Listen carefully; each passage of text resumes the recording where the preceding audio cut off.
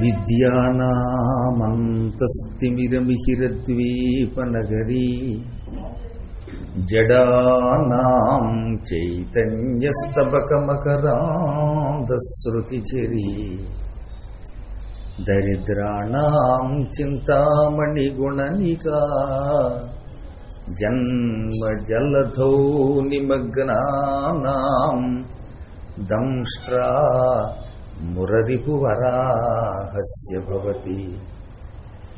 శుక్లాంబరధరం విష్ణుం శశివర్ణం చతుర్భుజం ప్రసన్నవదనం ధ్యాయేత్ సర్వవిఘ్నోపశాంతయే. వందే గురుపదద్వంద్వమవాంగ్మానసగోచరం రక్తశుక్లప్రభామిశ్రమతర్క్యం త్రైపురం మహః. నారాయణం నమస్కృత్య నరం చైవ నరోత్తమం దేవీం సరస్వతీం వ్యాసం తతో జయముదీరయేత్. సచ్చిదానందరూపాయ విశ్వోత్పత్యాదిహేతవే తాపత్రయ వినాశాయ శ్రీకృష్ణాయ వయం నుమః.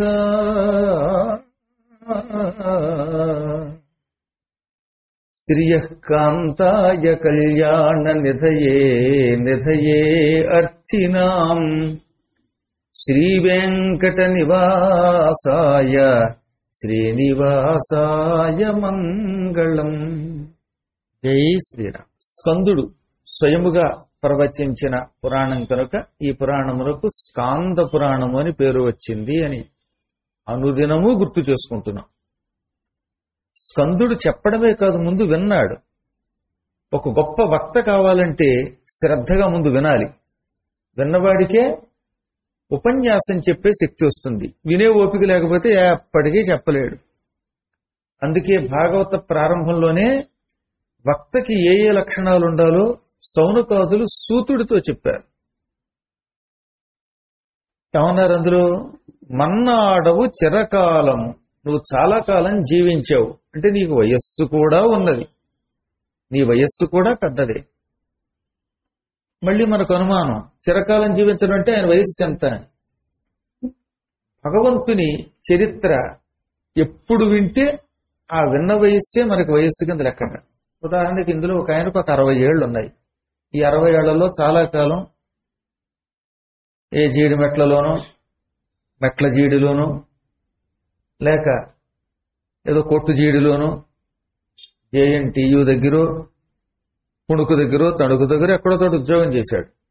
సంతకం పెట్టాడు, డబ్బులు తీసుకున్నాడు, భార్యతో కాలక్షేపం చేశాడు, పిల్లల్ని కన్నాడు. ఈ జీవితం అంతా వేస్టే. ఈ 60 ఏళ్లలో వీడు ఉద్యోగం చేసింది, డబ్బులు తీసుకున్నది, ఇదంతా ఊరికే బతికాడంటే బతికాడు. ఇది ఆయువు కింద లెక్క కాదు. ఏది ఆయువు?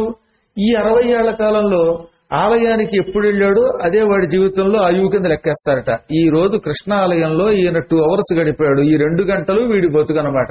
అంటే 28వ తారీఖు నాడు అతడు జీవించింది 2 గంటలు, మిగతా ఇదంతా వ్యర్థం. అలాగే పురాణం విన్నాడు, ప్రవచనాలు చేశాడు, గోవింద నామస్మరణం చేశాడు. పెద్దగానో చిన్నగానో వాసుదేవానో వాసుదేవానో నీరసంగానో మొత్తం మీద ఏదో రకంగా నామస్మరణం చేయించాడు.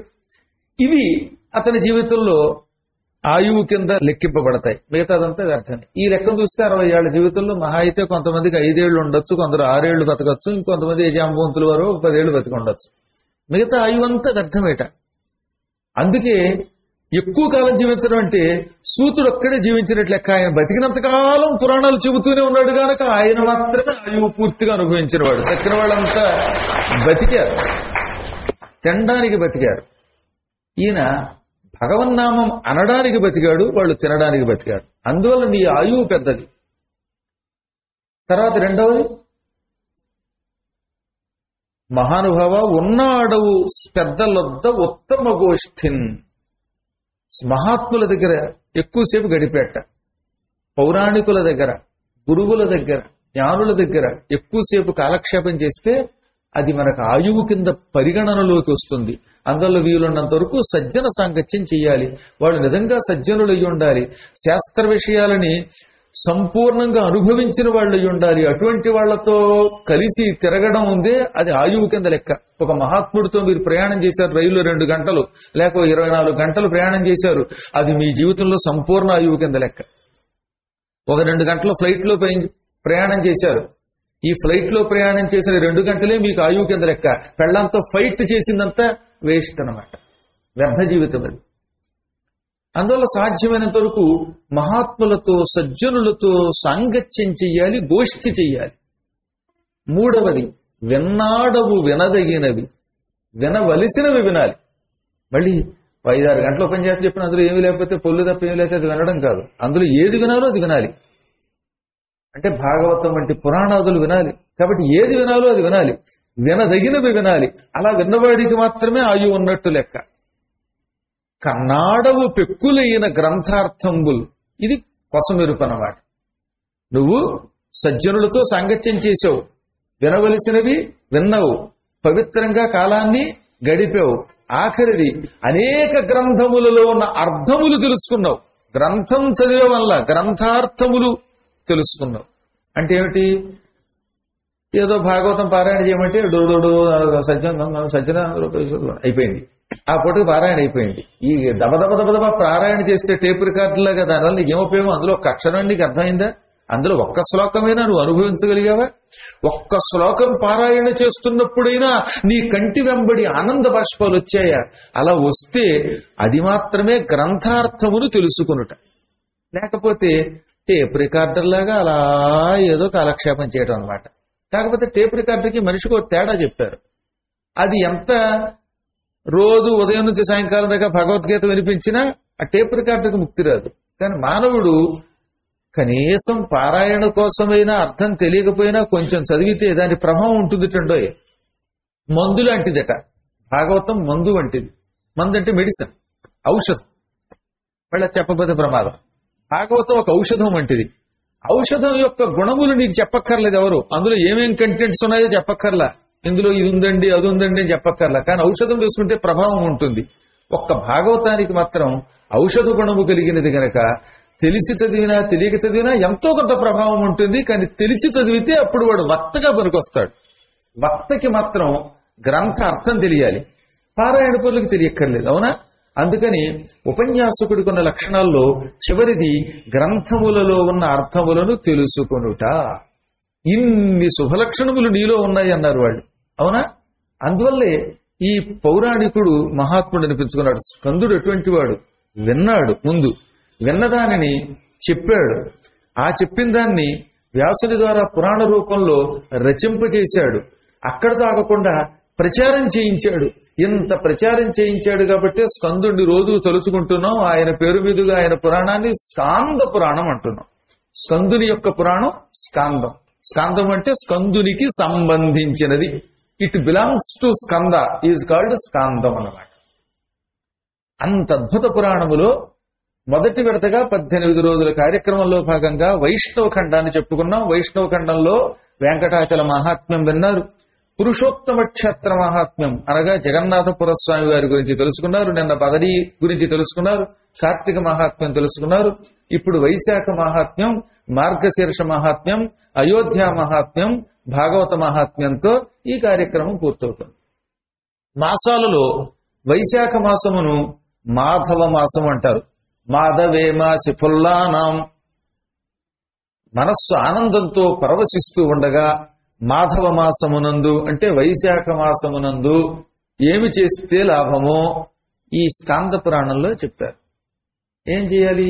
వైశాఖ మాసంలో తెల్లవారుజామున లేచి లేవగానే వామనుణ్ణి తలుచుకోవాలి. విష్ణువుకి చాలా నామాలు ఉన్నాయి, కానీ వేసవి కాలంలో అంటే వైశాఖంలోనూ జ్యేష్ఠంలోనూ ఈ 2 మాసాల్లోనూ కూడా వామన వామన వామన అనుకుంటూ లేవాలట. దానివల్ల లాభం ఏమిటి? వామనుడు 3 అడుగులు పుచ్చుకుని ముల్లోకాలు ఆక్రమించాడు. వైశాఖ మాసంలో వామన నామస్మరణ వల్ల మనస్సులో ఉత్సాహం పరవళ్లు తొక్కుతుంది. ఈ ఎండ ప్రభావం వల్ల నిరుత్సాహంగా ఉన్నవాడికి వామనుడి యొక్క అనుగ్రహం వల్ల చురుకుతనం పెరుగుతుంది. దానివల్ల యావజ్జీవితం విజృంభిస్తాడు. విజృంభణ కావాలి, ఏ పనులు అయినా చురుకుదనం కావాలి. ఎప్పుడు చూసినా నిరాశగా నీరసంగా నిస్పృహగా ఉంటే ఉపయోగం ఉందండి. అందుకని ఏం చేయాలి? వామనుడిని తలుచుకోవాలి. వామనుడు ఏం చేస్తాడనమాట, ఒరేయ్ నీరసంగా ఉండకరా, వీరరసంతో ఉండరా అని మనల్ని అనుగ్రహిస్తాడు. అందుకే పూర్వకాలంలో మనుచరిత్రలో వామనస్తుతి పరత్వమున లేచి ప్రత్యూష పవనాంకురములు పైగొను వేళ వామనస్తుతి పరత్వమున లేచి, సూర్యకిరణములు తూర్పు దిక్కున ఎర్రగా కనపడుతున్న సమయం ప్రత్యూష పవనాంకురాలంటే. ఆ సమయంలో సూర్యుడు ఎర్రగా ఉంటాడు. అప్పుడు గాలి ఆహ్లాదంగా ఉంటుంది. పవనము అంటే వాయువు, అంకురం అంటే మొలక, పిల్లగాలి అని చెప్పడం అన్నమాట. ప్రాతకాలపు వాయువుని ఏమంటారు? పిల్లగాలి అంటారు. ఉదయం పూట అప్పుడే లేస్తున్నాం కాబట్టి ఆ గాలి పిల్లగాలి. మధ్యాహ్నానికి కొంచెం ప్రౌఢ వాయువు, సాయంత్రం అయ్యేసరికి వృద్ధ వాయువు. రిటైర్ అయిపోతాడు వాయుదేవుడు కూడా అప్పుడు. అందుకని సాయంత్రం వాయువు కంటే పగటిపూట ప్రాతకాల వాయువు చాలా అందమైనది. ఆ సమయంలో ఓ పక్కన సూర్యుడు ఎర్ర కిరణాలతో ఉంటాడు, చల్లని మెల్లని గాలి వీస్తూ ఉంటుంది. అప్పుడు వామనుడిని తలుచుకుని లేచేట ప్రవరుడు. అందుకే ఆయన ఎప్పుడు అనుకున్నది సాధించాడు. ఎక్కడో హిమాలయాలలో యాతన పడుతున్నా తిరిగి ఇంటికి రాగలిగాడు. మానవుడు ఎప్పుడైనా ఒక పని ప్రారంభించి ఆ పని పూర్తి కాక యాతన పడుతున్నప్పుడు, ఒక ఇల్లు కట్టుకోవడం మొదలుపెట్టి ఆ ఇల్లు పూర్తి కాక అప్పుల పాలైపోయినప్పుడు, ముప్పుల్లో మునిగిపోయినప్పుడు, నానాయాతన పడిపోతున్నప్పుడు ఈ వామనుడే రక్షిస్తాడు. అందున వైశాఖ మాసంలో చేసే వామన నామస్మరణం ఇక జీవితంలో మనకి కష్టము రానివ్వదు. ఏ కష్టమున్నా ఆ కష్టంలో నుంచి తక్షణం బయటపడేలా చేసి మనకి మహోత్సాహం ఇస్తుంది. కాబట్టి వైశాఖం ఎప్పుడొచ్చినా మీరు చేయవలసింది ఏమిటి? పొద్దుట లేవగానే వామన వామన వామన అంటే పాచిముఖంతో అనుకోమన్నాడు. మళ్ళీ లేచి ముఖం కడుక్కుని స్నానం చేసి మెల్లిగా మధ్యాహ్నం 1 గంటకి చేస్తే ఉపయోగం లేదు.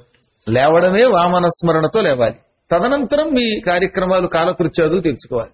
భగవన్నామస్మరణంతో పడుకోవాలి, భగవన్నామస్మరణంతో లేవాలి. ఏ పని చేస్తున్నా భగవన్నామస్మరణమే చెయ్యాలి. లేవగానే వాట్సాప్లే ఏముంది, పొద్దుట లేచి లేవడంతో మళ్ళీ ఏదో పెద్ద దీక్ష, వాట్సాప్ దీక్ష అని పెట్టారట. 40 days దీక్ష. అందుకని లేవగానే టుక్ టుక్ టుక్ ఏం జరుగుతుంది అందులో? ఏం ఉండదు అందులో. అయినా ఏమిటో కాలప్రభావం వల్ల వాటి మీదకే దృష్టి పెడుతుంది, అవి విడిచిపెట్టమన్నాడు. తర్వాత ఏం చేయాలి? సాధ్యమైనంత వరకు వైశాఖ మాసంలో వేడి నీళ్ల స్నానం పనికిరాదు, చన్నీళ్లే స్నానం చేయాలి. అప్పుడు మీకు కన్నీళ్లు రావు. తదనంతరం ఏం చేయాలి? వైశాఖ మాసంలో కొంచెం చదువుకున్న వాడికో పేదవాడికో ఎవరికైనా సరే భోజనం పెట్టండి. భోజనం పెట్టేటప్పుడు మామిడి పండు తప్పనిసరిగా ఉండేలా చూడాలట. ఆమ్రఫలంతో భోజనం పెడితే వచ్చే జన్మల్లో ఉత్తమ జన్మ వస్తుంది. ముక్తి అంత తేలికేం కాదు. మాకు ఇంక ఈ జన్మతోటే విముక్తి అయిపోయిందండి, మేము వైకుంఠానికి వెళ్లాలని కోరుకున్నంత మాత్రం చేత ఈ కలియుగ మానవులకు ముక్తి సులభమేమీ కాదు. కాకపోతే కాస్త వచ్చే జన్మ మంచి జన్మైనా రావాలి. ఈ జన్మ ఎలాగో గడిచింది, మళ్ళీ పునర్జన్మ కోరుకోకూడదు, కానీ తప్పదు. అప్పుడేం చేయాలి? కాస్త ఏదో మంచి జన్మ అంటే ఇలా పురాణం వినేమి ఇలాంటి పుణ్యాత్ముల జన్మ రావాలని, ఆ జన్మలో కూడా కాస్త సంపదలు ఉంటే 10 మందికి ఉపయోగపడతాం కాబట్టి ఇప్పుడు ఇందులో భోజన దానం చేయాలండి. భోజనానికి డబ్బు కావాలి కదా, అలాంటి ధనదానం చేసేటటువంటి యోగం కలిగే జన్మ కావాలని కోరుకోవాలి. అందుకని ఉత్తమ జన్మ కావాలంటే మామిడి పండు భోజనంలో వడ్డించాలి. కొంతమందికి మామిడి పండు పడదు, దానిమ్మ పండు పడదు. అప్పుడేం చేయాలి? పడేవాడికి పెట్టమన్నారు. దానికి మామిడి పండు పట్టదు, బలాత్కారంగా నోట్లో కుక్కితే ఏమిటి ఉపయోగం చెప్పండి? వద్దన్న వాడికి పెట్టతే అది కూడా పాపంట. నాకు కొన్ని పడవు, నేను బయట స్వీట్లు తిన్నాను, మాట వరుస కూడా. నాకు రోజు పట్టుకొచ్చి ఒక ప్యాకెట్ ఇస్తే నేనేం చేస్తాను?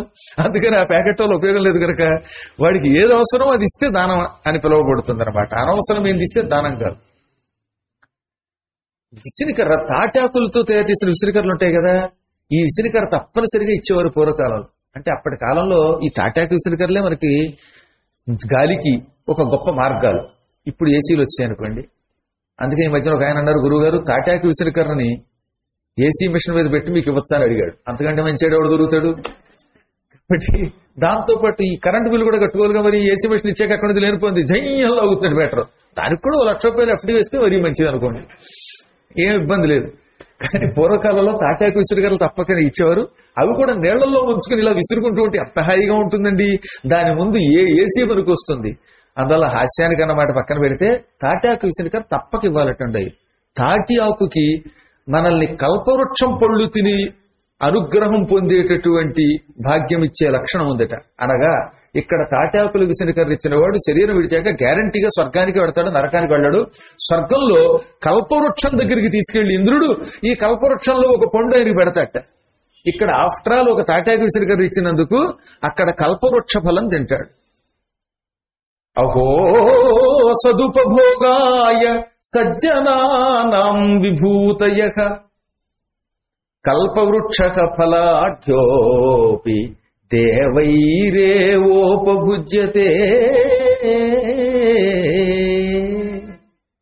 మహాత్ముల సంపదలు మంచి పనులకే ఉపయోగపడతాయి. అహో సదుపభోగాయ అంటే మంచి పనులకి, సజ్జనులకి ఉపయోగపడడానికి సజ్జనానాం విభూతయ మంచి వాళ్ళ సంపదలు ఉంటాయి. ఓ మంచివాడు డబ్బు సంపాదించాడు, ఒక పుణ్యాత్ముడు ఏ నారాయణ శర్మ గారో రాజారెడ్డి గారో ఇలాంటి వాళ్ళు ఉన్నారు. వీళ్ళు ఓ రూపాయి సంపాదించారు. సంపాదిస్తే ఈ సంపద ఏం చేస్తారన్నమాట, మంచి పనులకు కూడా కొంత వినియోగిస్తారు. మొత్తం వాళ్ళకే మంచి పనులకు వినియోగిస్తే వీళ్ళు బతకదు మరి. అందుకని అందులో కొద్ది భాగాన్ని కేటాయించి అదేం చేయాలి, సజ్జనులకు సేవ చేయడానికి ఉపయోగిస్తారు. ఎవరో ఒక ఆయనకు అన్నదానం చేయడానికో, ఎవడికో ఒక వ్యక్తికి లిఫ్ట్ కారులో ఇవ్వడానికో వాళ్ళ సంపద ఉపయోగపడుతుంది. అందుకని సజ్జనానాం విభూతయ మంచివారి సంపదలు సదుపభోగాయ మళ్ళీ మంచి పనులకే ఉపయోగపడతాయి, ఒక మంచివాడు అనుభవించడానికి ఉపయోగపడతాయి. దానికి ఉదాహరణ చెప్పారు, కల్పవృక్ష ఫలాఢ్య అపి. కల్పవృక్షం ఉంది, దానికి బోలెడన్ని పళ్ళు ఉంటాయి, అన్ని పళ్ళే, దానికి ఆకులు కనపడవట, ఆకాక్కి రెమ్మరెమ్మకి కొమ్మకి పళ్ళే ఉంటాయి. ఇన్ని పళ్లతో నిండి ఉన్నప్పటికీ ఆ పళ్ళు ఎవరు తింటారు, బోల్డ్ పళ్ళు ఉన్నాయి కదా, ఎవడు పడితే వాడు తింటట. దేవైరేవ ఉపభుజ్యతే, దేవతలే దాన్ని తింటారు. ఆ దేవతల్లో కూడా ఎవరికి ఉపయోగపడతాయి, తాటాకు విసిరికర్ర వేసవి కాలంలో వైశాఖ మాసంలో అందరికి ఎవరికైనా దానం చేయొచ్చట. ఆడ మగ అనే తేడా లేకుండా, కులం అనే తేడా లేకుండా విధవలకి సధవలకి అందరికీ దానం చేయమన్నారు ఈ తాటాకు విసిరికర్ర. ఎందుకని, గాలి అందరికీ అవసరం కనుక. గాలికి మొగాడ ఆడ అనే తేడా లేదు కదా, అందువల్ల అలా దానం చేయాలి. అప్పుడు ఏమవుతుందన్నమాట, వీడి శరీరం విడిచాక స్వయంగా ఇంద్రుడు వాడిని తీసుకెళ్లి, నాయన భూలోకములో ఉండగా వైశాఖ మాసంలో తాటాకు విసిరికర్ర నాగోలు కృష్ణాలయంలో దానం చేశావా, మేము చూసాం, లిస్టులో రాసుకున్నాం, ఇక్కడ కూడా మాకు వెబ్సైట్ లో పెట్టారు నువ్వు దానం చేసినట్టుగా, గూగుల్లో పెట్టేశారు, ఏం తేడా లేదు అందులో. కాబట్టి ఇదిగో నువ్వు రా అని నందనవనానికి తీసుకెళ్లి ఇంద్రుడు స్వయంగా చేయబట్టి తీసుకెళ్లి కల్పవృక్షం పండు కోసి చేతిలో పెడతాట. మళ్ళీ కల్పవృక్షం పండు చాలా మృదువుగా ఉంటుందండో, దాంట్లో గింజలు ఉండవు, తొక్క ఉండదు, చెత్త ఉండదు, నోట్లో వేసుకుంటే ఐస్ క్రీమ్ కరిగినట్టు కరిగిపోతుంది. దిక్కుమాల ఐస్ క్రీమ్ తింటే గొంతుకు పోతుంది, కానీ కల్పవృక్షం పండు తింటే గొంతు మహామధురంగా ఉంటుంది, అద్భుతంగా పాడేయచ్చు, ఘంటసాల్లా పాడేయచ్చు, లీలా సుశీలా పాడొచ్చు, ఆడవాళ్ళు అలాగా మగవాళ్ళు ఎలాగా. మళ్ళీ వాళ్ళకి వీళ్ళకి వీళ్ళ గొంతు వస్తే మళ్ళీ డేంజర్. ఆ మధ్యన ఒక ఆయన పాడాడు, నేను ఆయన పాడుతూ ఉంటే ఎవరో అమ్మాయి పాడుతుంది అనుకుని అమ్మాయి గారు అంటే, అమ్మాయి గారు కాదండి, నా పేరు అమ్మాయి కాదండి, నా పేరు శ్రీనివాస్ అండి అన్నాడే. భగవంతుడు అదొక వరం ఇస్తాడు, ఏం చేస్తాం. కాబట్టి మొత్తం కల్పవృక్షం ఫలం ఎవరి గొంతు వాళ్ళకే మధురంగా ఉండేలా చేస్తాం. ఇంకా ఏం చేయాలి ఆ కాలంలో, శయ్యాదానం సుఖోచితం. వేసవి కాలంలో ఈ వైశాఖ మాసంలో మంచం దానం చేయమన్నారు. మంచి మంచం అన్నమాట, దిక్మాలు రెడీమేడ్ మంచం, దాని మీద పడుకోగానే డామ్మని విరి కింద పడిపోయే మంచం కాకుండా కొంచెం స్ట్రాంగ్ గా టేకు చెక్కతో తయారు చేసిన మంచం. ఆ మంచం మీద మళ్ళీ వాడు పడుకుంటే వాడికే సగం పట్టకుండా ఉంటే మంచం కాదు. దాని బదులుగా ఏదో 6x6 మంచాలు ఉంటాయి ఈ మధ్యన, 4x4 కాకుండా అలాంటి ఒక మంచి మంచం, అంటే పనికొచ్చే ఒక మంచి మంచం, పరుపుతో పాటుగా తలగడలతో పాటుగా దానం చేయమన్నాడు. ఏది నేను వేళాకోళంగా చెప్పను, సుస్పష్టముగా శయ్యాదానం ఎంత లాభమో చెప్పారు. ఈ శయ్యాదానం చేసిన వాడు భవిష్యత్ జన్మలో భర్త అయితే భార్యకు దూరంగా, భార్య అయితే భర్తకు దూరంగా ఉండే దౌర్భాగ్యాన్ని పొందరట. యావత్ జీవితం ఇద్దరూ కలిసి సుఖంగా జీవిస్తారు. దీని గురించి కేవలం వైశాఖ మహాత్మ్యంలోనే కాక భవిష్య పురాణంలోనూ చెప్పారు, నారద పురాణంలో కూడా చెప్పారు, అశూన్య శయన వ్రతం అనేటటువంటి వ్రతంలో కూడా చెప్పారు. కాబట్టి వీలున్నవాళ్ళు, అవకాశం ఉన్నవాడు, ఇదంతా నేను చెప్పేది డబ్బున్నవాడికి చెప్పాడండి. పేదవాడికి రూపాయి లేని వాడిని తాటాకు విసిరికర్ర ఇస్తే చాలు పొమ్మన్నాడు. తాటాకు విసిరికర్ర తేలికే కదా, మరీ ఎక్కువ కాదు. ఈ కలియుగంలో 100 రూపాయలు అమ్ముతారట విసిరికర్ర. ఇచ్చినవాడు కూడా విసిరికర్ర కొనగలడు.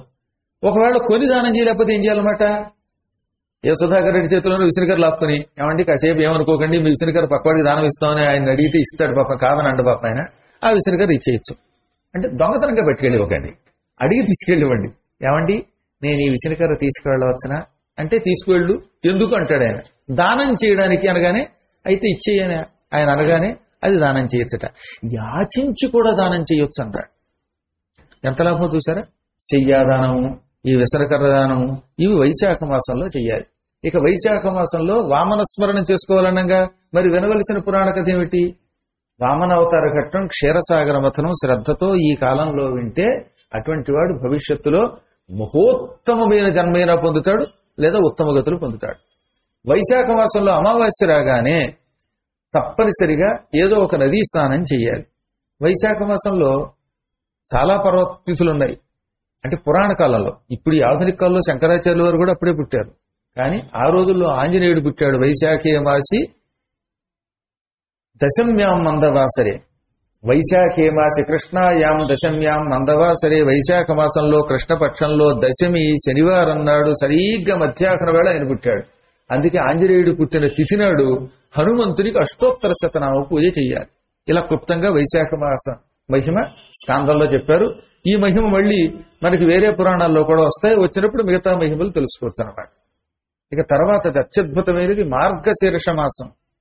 మాసానాం మార్గశీర్షోహం అని స్వయంగా పరమాత్ముడు శ్రీమన్నారాయణుడు చెప్పాడు, కృష్ణావతారంలో చెప్పాడు, అంతకు పూర్వం కూడా చెప్పాడు ఆయన. ఒక్క కేవలం భగవద్గీతలోనే కాదు, అన్ని పురాణములలో వస్తుంది ఈ మాట.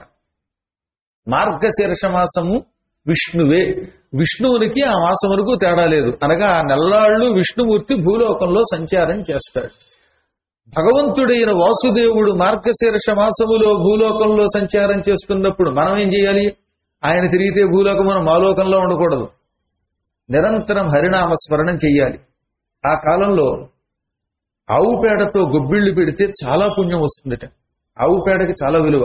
ఆ కాలంలో ఆవు పేడతోటి కళ్ళాబు తల్లినా, ఆవు పేడతో గొబ్బిళ్లు పెట్టినా, ఆవు పేడ ఇతరులకు దానం చేసినా, ఆవు పేడ శిరస్సుకు రాసుకుని స్నానం చేసినా అటువంటి వాడికి 3.5 ఎకరముల భూమి దానం చేసిన మహాఫలితం వస్తుందన్నారు. 3.5 ఎకరాలు ప్రత్యేక చెప్పారు.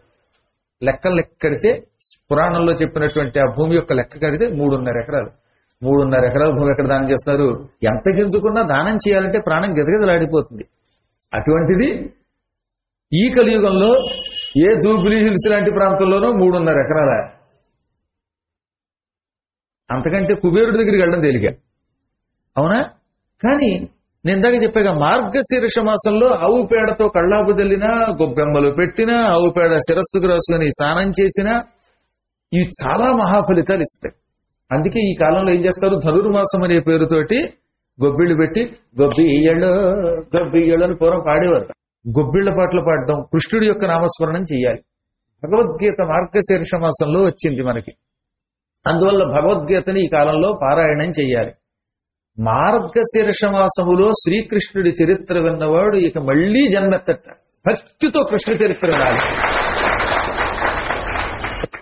ఒకప్పుడు కృష్ణుణ్ణి సుకుడంతటి వాడు అడిగాడు, శ్రీసుకుడు, అవధూత, ఆయన కోరికలు లేవు. అటువంటి వాడు కృష్ణుడికి నమస్కరించి, కృష్ణ పునర్జన్మ లేకుండా చేసుకోవాలంటే ఏం చెయ్యాలని అడిగాడు. మార్గశీర్ష మాసములో భక్తి శ్రద్ధలతో భాగవతాన్ని సంపూర్ణముగా విన్నవాడికి ఇక పునర్జన్మ లేదు బొమ్మరాడు. అందుకే పూర్వం సప్తాహాలు ఎప్పుడైనా చేసేవారు, కానీ మార్గశీర్ష మాసంలో తప్పక చేసేవారట. మాసానాం నియమో నాత్ర దినానాం నియమోపిన సదా సేవ్యం శ్రీమద్భాగవతం నరైహి. ఈ మాసములోనే భాగవతము చదవాలి, వినాలి అనే నియమం లేదు. దినానాం నియమోపిన, ఈ దినము నాడే భాగవతం వినాలనే నియమము లేదు. సదాసేవ్యం ఎల్లప్పుడూ భాగవతాన్ని సేవించు, అంటే భాగవతాన్ని పఠించు. ఈ 24 గంటలు నీకు తోచినప్పుడల్లా భాగవతాన్ని పారాయణం చెయ్యి. దానిని ఉత్తమోత్తమ భక్తి, సాత్విక భక్తి అంటారు. భాగవతంలో సాత్విక భక్తి, రాజసిక భక్తి, తామసిక భక్తి అని 3 ఉన్నాయి. ఎల్లవేళలా భాగవతం వినడం సాత్విక భక్తి. అది కూడా ప్రశాంతముగా మొత్తం కథంతా వింటే ఇంకా ఉత్తమ భక్తి. కోరికల కోసం హడావిడి పడుతూ 4 రోజులు 5 రోజులు 7 రోజుల్లో దబదబ ముగిస్తే అది రాజసిక భక్తి, అది కూడా ఉత్తమ భక్తి. ఇక ఏదో తోచినప్పుడు 5 నిమిషాలు చదివి ఆ తర్వాత మళ్ళీ సీరియల్స్ చూసుకుంటూ మళ్ళీ పకోడీ తింటూ పడుకుని లేచి మళ్ళీ 2 నెలలకు 3 నెలలకు గుర్తొస్తున్నమాట, అప్పుడెప్పుడో కృష్ణ కథ మొదలెట్టానే అని ఆఫ్టర్ 2 months గుర్తొచ్చాక మళ్ళీ దాన్ని ఓపెన్ చేస్తాడు. ఇది తామస భక్తి లేక అధమ భక్తి. అసలు మారడం కంటే ఇది కూడా నయమే అన్నాడండి భాగవతంలో. భాగవతంలో చెప్పలా, స్కాంద పురాణంలోని భాగవత మహిమలో చెప్పారు. కాబట్టి ఎప్పుడైనా భాగవతం చదువు విను. అయినప్పటికీ మార్గశీర్ష మాసం కృష్ణస్వరూపం కనుక ఆ కాలంలో భగవత్ సన్నిధానంలో భాగవతం సప్తాహ దీక్షతో చేస్తే ఆ వ్యక్తి కృష్ణస్వరూపం పొందుతాడు. అనగా కృష్ణుడికి ఏ ఆకారం ఉందో ఆకారం వాడికి వచ్చి తీరుతుందని చెప్పాడు భగవంతుడు. ఎవరు చెప్పింది కృష్ణుడు, చెప్పింది శుకునికి. కృష్ణస్వరూపం పొందడం అంటే సారూప్యము అనే ముక్తి అంటారు దాన్ని. సామీప్యము, సాలోక్యము, సారూప్యము, సాయుజ్యము అని ముక్తి 4 రకాలు. సామీప్యం అంటే దగ్గరగంట కూర్చోవటం, భగవంతుడికి దగ్గరగా ఉండడం అన్నమాట. ఇప్పుడు మీరు ఇంకా సమీపంగా లేరు, కొంచెం దూరంగానే ఉన్నారు, డిస్టెన్స్ మెయింటైన్ చేస్తున్నారు. అలా కాకుండా బాగా దగ్గరగా, ఈ స్టేజీ మీద ఈ ఫ్లాస్క్ ఉందే ఇది నా పక్కన కూర్చుంటుంది, ఇంత దగ్గరగా కూర్చోగలిగితే దాన్ని సామీప్యం అంటారు. అది అందరికీ కుదరదుగా, 2కో 3కో కుదురుతుంది. అందరూ వచ్చి సామీప్యం అంటే నా నెత్తి మీద కూర్చోలేక అప్పుడు నేను పురాణం చెప్పలేను, అసలు బుధాలు లాగుతాయి. కాబట్టి సామీప్యం కొద్ది మందికి వస్తుంది. ఇంకా సాలోక్యం, ఇప్పుడు మీరు చేసేది నన్ను చూస్తున్నారు, ఆలోకనము అంటే చూచుట. ఆలోక్యం సాలోక్యం అనగా కొంచెం దూరంగా ఉన్నప్పటికీ కళ్ళు రెప్పవాల్చకుండా అలాగే పరమాత్మను చూసే ముక్తి సాలోక్యం. ఇది కూడా పూర్తిగా చేయలేరు మీరు, కలియుగంలో చేయలేరు, మానవులు చేయలేరు. ఎందుకని ఎదురుగుండా చూస్తూ ఉన్నప్పటికీ మధ్యలో ఎందుకో కాసేపు కళ్ళు ఇలా మూతపడతాయి అని మళ్ళీ ఇలా ఒక్కసారి అడవి పంది జూలు విదిల్చినట్టుగా, సింహం జూలు విదిల్చినట్టుగా తలకాయ విదిల్చి మళ్ళీ చూస్తాడనమాట. దానికి తోడు కళ్ళ రోగాలు కదా మనకి, కంటి రోగాల వల్ల కళ్ళతోడు వసగవచ్చు. ఎదురుగుండా ఉన్నది పద్మాకర్ గారైనా అలా అనిపిస్తున్నారు, కానీ కొంచెం తేడా వచ్చినట్టున్నారు. ఒక ఆవిడ ఎప్పుడో 2007లో చూసిందిట, ఇప్పుడు ఇక్కడ పురాణానికి వచ్చి ఆయనేనైనా అంటుంది. 2007లో ఉన్న రూపం ఇప్పుడు ఎలా ఉంటుందండి? ఎందుకున్నా అప్పుడు రూపమే. అప్పుడు మంచి కోరం వేషంతో, నల్లని వేషంతో, నిగనిగలాడుతున్న జుట్టుతో మంచి నవయౌవనంలోనూ రూపం వేరు. ఇప్పుడు కొంచెం తేడా వస్తుంది, బాల నెరుపు కోసం వచ్చింది నాకు, ఇది సమస్య. కాబట్టి రూపంలో మార్పు వస్తుంది. ఆయనేనైనా అంటే ఎలా కుదురుతుంది? కాబట్టి కంటికి మసగలు వస్తూ ఉంటాయి. ఇవి కాకుండా మధ్య మధ్యలో కంటికి ఇబ్బంది లేకుండా కాస్త అవేవో డ్రాప్స్ చేసుకోకపోతే సరిగ్గా కనబడవు. ఎన్ని గొడవలు, ఏకదాటి అలా కూర్చుంటే అదో ఇబ్బంది, అవునా? కాబట్టి దూరంగా ఉన్నవాడికి చూద్దామన్నా చూడలేడు, ఆ రూపం మార్పులు వస్తూ ఉంటాయి. ఈ రూపం అక్కడే పక్కనే జేబులో పొయ్యి అంటుంది. అప్పుడు అదో నేను గుళ్ళో ఉన్నారు, పురాణంలో ఉన్నారు, ఇది పద్మాకర్ గారు చూశారంటే టీవీలో చెప్పేస్తారు, పెట్టేయి అంటాడు. మళ్ళీ ఈ 2 నిమిషాల్లో పోయిందా లేదా గురుగారు చూడడం, అది నాకు కంటే పడుతుంది కర్మ. ఏం వచ్చేటప్పుడు ఫోన్ కట్టేసి వస్తే ఏమైనా కొమ్మలిగిపోతుందా? ఇది ఏమన్నా వ్రతమా?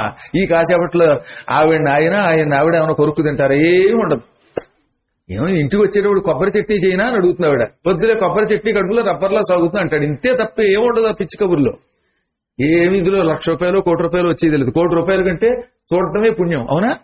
కాబట్టి 24 గంటలు ఆయన్ని చూడడం అంటే కష్టం. ఒక్క వైకుంఠంలోకి వెళ్ళినప్పుడు పరమాత్మ దివ్య దృష్టి ఇస్తాడు గనక ఆయన ఎదురుగుండా కూర్చున్నట్టుగా మెడలు లాగడం, కళ్ళకి నొప్పులు రావడం, ఐ డ్రాప్స్ వేసుకోవాల్సిన అవసరం, కళ్ళతోడు ఇవేం అవసరం లేదు గనక దగ్గరగా చూడగలుగుతాడు. అది సాలోక్యం. ఆయనకి దూరంగా ఉండి కూడా ఆయనని స్పష్టముగా చూసే యోగమునకు నోచుకోవడం ఉందే దాన్ని సాలోక్యము అంట. ఇంకా 3వది సారూప్యము. భగవంతుడికి ఏ రూపం ఉందో ఆ రూపం వీడికి వచ్చేస్తున్నారు. వాడు వైకుంఠంలో ఉన్నప్పుడు విష్ణుమూర్తికి 4 చేతులు, శంఖ చక్ర గదా పద్మాలు ఉంటాయి. అదే రూపం తన భక్తుడికి ఇస్తాడు. అటువంటిప్పుడు మనబోటి వాడు ఒకవేళ అదృష్టవశాత్తు వైకుంఠానికి వెడితే ఈయన విష్ణువా ఆయన విష్ణువా అని మొదట్లో కొందరు చూసి భ్రమపడతామట. కానీ తర్వాత అసలు విష్ణువు కనబడగానే వీళ్ళు కొసరు విష్ణువులు, అసలు విష్ణువు ఆయన అని తెలుస్తున్నారు. అనుకోండి, ఉద్ధవుడు అని ఒక ఆయన ఉన్నాడు.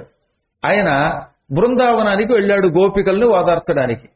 అప్పుడు గోపికలు ఒక్క క్షణం ఆయన చూచి, రాజీవాక్షుడు సుందరాస్యుడు మహోరస్కుండు పీతాంబరుండు మా రాజీవాక్షుని భంగి ఉండెననుచున్.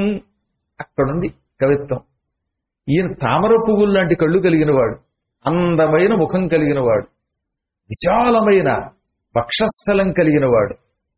ఇంత గొప్పవాడు అచ్చం మా రాజీవాక్షుడిలాగే ఉన్నాడు, కృష్ణుడిలా ఉన్నాడు. కృష్ణుని వలే ఉన్నాడు గాని కృష్ణుడు కాదు అని దగ్గరికి రాగానే కనిపెట్టేశాడు. ఎందుకని? ఒరిజినలే, డూప్లికేటే. రాముడు రాముడే, భీముడు భీముడే. పైకి ఇద్దరు ఒక రకంగా ఉన్నా, ప్రవర్తన బట్టి తెలుస్తుంది. ఆ శ్రీకృష్ణుడి యొక్క కోటి సూర్య ప్రభాభాసమాన కాంతి ఎక్కడా, ఈతడి కాంతి అందులో కొంత తక్కువే. కాబట్టి ఈతడు కృష్ణుడి రూపం పొందాడు గాని కృష్ణుడు కాదు అని గోపికలు తెలుసుకున్నారు. అలాగే మనం కూడా వైకుంఠానికి వెడితే అదృష్టం బాగుంటే ఇలాగే పురాణాలు వినగా శ్రద్ధగా వినగా మీకు ఆ కృష్ణుడు తన రూపం ఇవ్వచ్చు. అప్పుడు మీరు కూడా కృష్ణుడిలాగా కనబడతారు, కానీ కృష్ణుడు కాలేరు. ఇది సారూప్యం. అలా చూడ్డానికి కవల పిల్లల్లా కనపడతారట. ఇది ఎంత అదృష్టం అండి! కృష్ణుడి రూపం మనకు రావడం అంటే మాటలా? కృష్ణుడి రూపం వచ్చిందంటే కృష్ణుడిలో కొన్ని శక్తులు మనకు వస్తాయి, అవునా? అది మూడవ ముక్తి. ఇక ఆఖరిది సాయుధ్యం. ఇంకక్కడ చూడడం కాని, దగ్గరగా ఉండడం కాని, రూపం పొందడం కాని ఉండవు. వీడు వెళ్ళిపోయి పూర్తిగా కృష్ణుడిలో కలిసిపోతాడు. చెంబుడు నీళ్లలో ఓ ఉద్ధరణి నీళ్లు గడిపితే ఇప్పుడు ఉద్ధరణి నీరు ఎవరికైనా కనపడుతుందా? కనపడదు. ఉద్ధరణిలో ఉన్నప్పుడే ఉద్ధరణి నీరు, అది అందులో చెంబులో కలిశాక ఉద్ధరింపబడింది. హరింపబడుట, ఉద్ధరింపబడుట అంటే తన యొక్క రూపం లేకుండా పోవుట. అప్పుడు మనం చెంబుడు నీరే అంటాం. ఒక నది సముద్రంలో కలిశాక ఇక నది యొక్క అస్తిత్వం కోల్పోతుందా లేదా? సముద్రంలో గంగ కలుస్తోంది, కావేరి కలుస్తోంది, కావేరి కూడా కలవదనుకోండి, గోదావరి కలుస్తోంది, ఇలా నదులు కలుస్తాయి కొన్ని. తుంగభద్ర ఒకటి, ఈ పరమ పవిత్రమైన యమునా నది, ఇవి ఉపనదులు. యమున గంగలో కలిసిపోవడం వల్ల డైరెక్ట్ గా సముద్రంలోకి వెళ్ళదు. తుంగభద్ర కృష్ణలో కలిసిపోతుంది కనుక డైరెక్ట్ గా సముద్రంలోకి వెళ్ళదు. ఇలా కొన్ని నదులు సముద్రంలోకి వెళ్తే కొన్ని వెళ్ళవనుకోండి. సముద్రంలోకి ఒక నది వెళ్లి కలిశాక ఇక ఆ నది మనకు కనపడదు. ఎక్కడ? సముద్రంలోకి వెళ్ళండి, అందులోకి వెళ్ళాక గంగేది కనపడదు, గోదావరి కనపడదు, కృష్ణ కనపడదు. ఎందుకంటే సముద్రంలో లీనమయ్యాక అది సముద్రమే. అలాగే ఈ జీవాత్మ పరమాత్మలో లీనమైపోతే పరమాత్మ తప్ప జీవాత్మలు కనపడవు. అది సాయుధ్యం. వాడు అస్తిత్వం పోయి పూర్తిగా వాడే పరమాత్మ అయిపోయాడు. లోపల ఉండి ఆనందం పొందుతాడు. ఆ యోగం అంత తేలిక కాదు.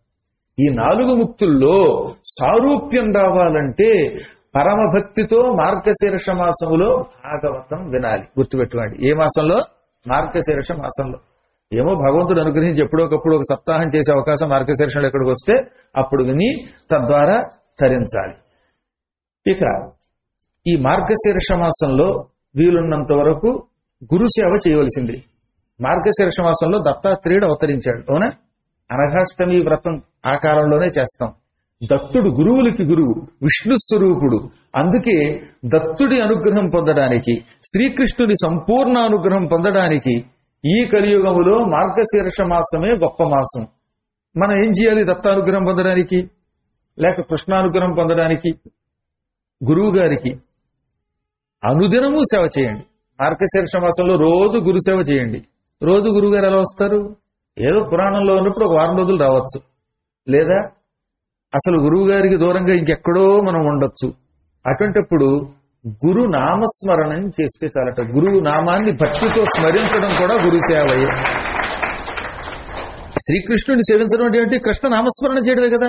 శ్రీకృష్ణ యదుభూషణ నరసక శృంగార రత్నాకర లోకద్రోహి నరేంద్ర వంశదహన లోకేశ్వర దేవతానీక బ్రాహ్మణ గోగణాత్యహరణ నిర్వాణ సంధాయక నీకున్ మృక్యద ద్రుంపవే భవలతల్ నిత్యానుకంపానిధి అని కుంతీదేవి ధ్యానం చేసినట్టుగా కృష్ణుడిని ధ్యానం చేయాలి. చేస్తే కృష్ణ స్మరణ చేసిన ఫలితం వస్తోంది, కృష్ణుడి సేవ చేసిన ఫలితం వస్తోంది. అలాగే గురు ధ్యానం చేయగా గురువు పాదాలు రోజు అర్చించిన పుణ్యం వస్తుంది. అందుకని మనం ఏం చేయాలన్నమాట, ఈ కలియుగంలో మార్గశీర్ష మాసంలో వీలున్నంత వరకు గురు సేవ చేస్తాం. గురువు గారు దొరకకపోతే గురువు గారి నామస్మరణం చేయండి. గురు పాదుకల్ని గాని గురువు గారి పటాన్ని గాని పెట్టుకుని పూజించాలి. గురువు గారు 3 అవకాశాలు ఇస్తాడు ఎవరికైనా ముక్తి పొందడానికి. నా దగ్గరికి రా, ఒక 3 రోజులు ఉండు అని పిలుస్తాడు. మేము రాలేమండి, మాకు వాళ్ళ బాధ్యత ఉందండి, వీళ్ళ బాధ్యత ఉందండి అని అంటారు. ఇంకా వాళ్ళ కర్మ వాళ్ళని ఎన్ని జన్మలెత్తినా బాగు చేయలేట. 3 సార్లు గురువు గారు నాతో యాత్రకి రాని గాని, లేదా దర్శనానికి రాని గాని, లేకపోతే పురాణం వినడానికి రాని గాని పిలుస్తారు. 3 సార్లు పిలిచిన తర్వాత కూడా వాడు 3 సార్లు వంకబెట్టి రాకపోతే ఇంకా మళ్ళీ రమ్మని పిలవడం చాలా అదృష్టం ఉన్నాడండి. నెత్తి మీద మణితో పుట్టిన అదృష్టవంతుడే 3 సార్లు తర్వాత కూడా గురువు గారి ద్వారా ఆహ్వానింపబడతాడు, లేకపోతే గురువు యొక్క ఆహ్వానం రాదన్నారు. కొంతమంది కర్మ అంతే. మీరు ఎన్ని చెప్పండి, మీరంటే భక్తి అండి, కానీ నైమిశారంగా రాలేమండి, మీరంటే భక్తి అండి, భాగవతం వినలేమండి. గురువు గారు అంటే చాలా భక్తి అండి, కానీ పురాణం వినడానికి టైం ఎక్కడుందండి, పూరీ కూరకే సరిపోవట్లేదు టైము, పూరీ కూర కంటే పురాణం ఎక్కువ అండి అంటారు. అది కర్మ.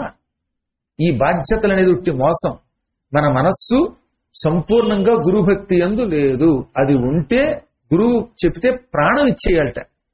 అంటే వీడిని తరింపజేయడానికి కొంచెం మంచి పనులు చేయంటారు.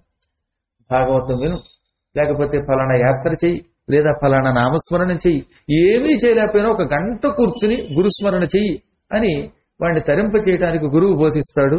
అయినా చెప్పారు కదా, అనేక జన్మల దురితములు పాపములు ఉన్నవాడు ఈ గురు సేవకి ఎప్పుడు దూరం అవుతాడట.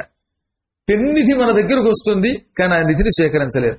మానవ కథలో చెప్పలా, ముష్టివాణ్ణి అనుగ్రహించడానికి లక్ష్మీదేవి నగలు మూటగట్టి వేసింది. అక్కడ దాకా రాగానే వాడు ఏం చేశాడు, కళ్ళు మూసుకుని దాన్ని దాటి వెళ్ళిపోయాడు. ఇదే యోగం. మహానిధి లక్ష్మి ఇస్తే పుచ్చుకోలేని దౌర్భాగ్యుడు భిక్షుకుడు. అలాగే రా, తరింపజేస్తాను, నీకు ఈ జన్మలోనే ముక్తినిస్తాను అని గురువు ఆహ్వానించిన దురదృష్ట జాతకుడు రాలేడు. వాడి దరిద్రాన్ని ఎవడు బాగు చేయలేడట. అదృష్టం దరిద్రం పెట్టినట్టు పెట్టింది అన్నాడు ఒక ఆయన. అలా పట్టాలి పడితే అదృష్టం. దరిద్రం అదృష్టం పెట్టినట్టు పట్టకూడదు. పడితే ఇక వాడి బతుకంతే. ఆ దారిద్ర్యం నుంచి ఎప్పటికీ వాడు విముక్తి పొందలేడు అనమాట.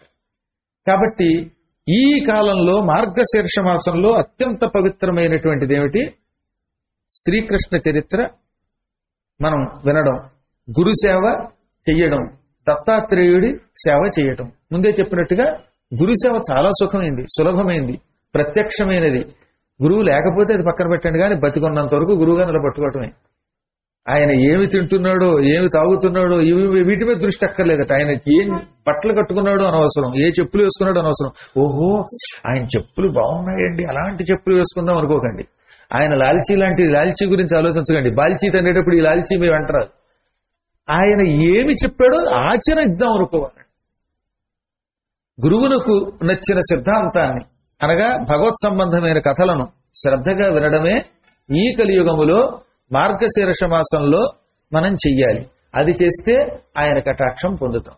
ఎన్ని చెప్పినా చివరికి మనం ఏం గుర్తుపెట్టుకోవాలి, గురు చరణాంబుజ నిర్భర భక్త సంసారాత్ అచిరాత్ భవముక్త. గురు చరణాంబుజ నిర్భర భక్త సంసారాత్ అచిరాత్ భవముక్త. గురువు యొక్క పాదపద్మముల మీద నిర్భర భక్తి కలిగి ఉండాలి. అంటే గట్టి భక్తి కలిగి ఉండాలి, చెదరని భక్తి కలిగి ఉండాలి. అంత భక్తి, విడిచిపెట్టని భక్తి కలిగినటువంటి వాడు అచిరాత్ చాలా తొందరగా భవముక్త సంసార విముక్తి పొందుతాడు, జన్మరాహిత్యం పొందుతాడు. అందుకని అంత గాఢ విశ్వాసం, మహావిశ్వాసం ఉండాలన్నమాట. కొంతమంది అయినా ఇది విని స్మరించి తరించాలి. మార్గశీర్ష మాసం గురువు ద్వారా అనుగ్రహం అందించే గొప్ప మాసం. ఈ మాసంలో ఎప్పుడైనా గ్రహణం వచ్చిందా, ఇంకంతకంటే గొప్ప గ్రహణం లేదు. అరుదుగా అప్పుడప్పుడు మనకి మార్గశీర్ష మాసంలో గ్రహణం వస్తుంది. ఉదాహరణకి 2019 సంవత్సరంలో మార్గశీర్ష మాసంలో మనకి సూర్యగ్రహణం వచ్చింది. ఆ గ్రహణానికి ఎంతమంది వచ్చారో కురుక్షేత్రం. భయంకరమైన చలిలో మార్గశీర్ష మాసంలో ఢిల్లీ చలి ఎలా ఉంటుంది, మైనస్లోకి కూడా వచ్చారు 5 డిగ్రీలు. కానీ తీరా మేము వెళ్ళేసరికి మైనస్లోకి వచ్చింది.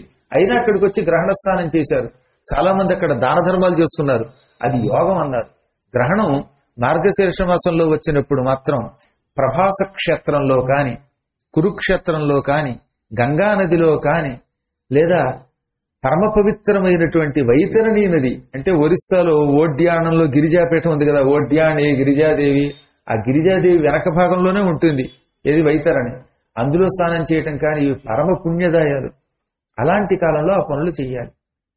ఆ సమయంలో గ్రహణ సమయంలో స్నానం చేసి గురువు ఇచ్చినటువంటి మంత్రాన్ని ధ్యానం చేస్తే వాడు ఈ జన్మలోనే సంపూర్ణంగా వైష్ణవానుగ్రహం పొందుతాడు, విష్ణుదేవుని కటాక్షం పొందుతాడు.